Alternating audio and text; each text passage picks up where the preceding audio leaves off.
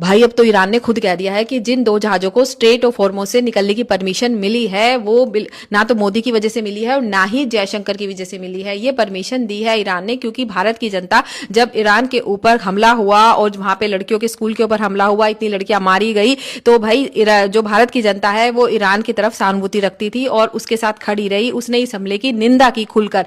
तो उनका कहना है कि जब ये भारत की जनता हमारी तरफ सहानुभूति दिखाती है तो हमारा जो सीना है वो चौड़ा हो जाता है और हम नहीं चाहते कि भारत की जनता अभी एलपीजी को लेकर परेशान है, उसको कोई दिक्कत हो। तो ये जो दो शिप निकाले गए हैं, जहाज निकाले गए हैं, वो सिर्फ और सिर्फ भारत की जनता का कमाल है भाई।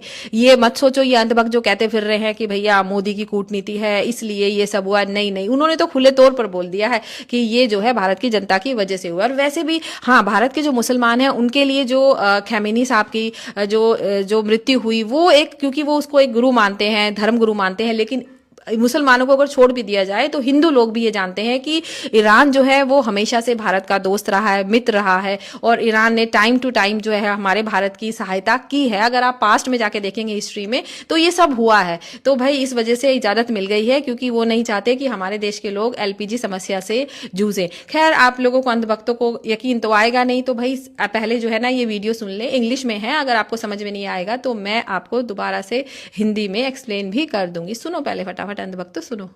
What I saw here from India, I can say the majority part of Indians people are with Iran.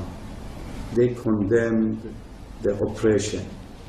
They follow justice and they don't want war. Even I can say they are against the war. And they show their loyalty with the oppressed people, even with the children of the girls' school and the school which is attacked by United States, and they show their sympathy, their solidarity. We informed our people in Iran the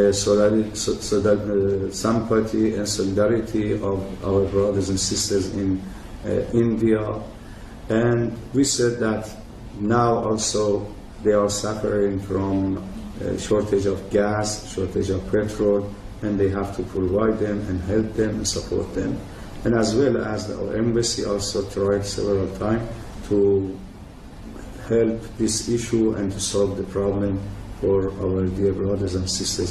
भाई समझ में आ गया ना क्या कहा जा रहा है? ये भारत की जनता की वजह से ही रियायत मिली है, कोई तुम्हारे महामानव की कूटनीति का नहीं है। कूटनीति का तो भैया भट्टा बैठा दिया गया है। हर जगह से परमिशन मांगना, पैरों में गिड़गिड़ाना, डांस करना, टांगे खोल देना, ये सब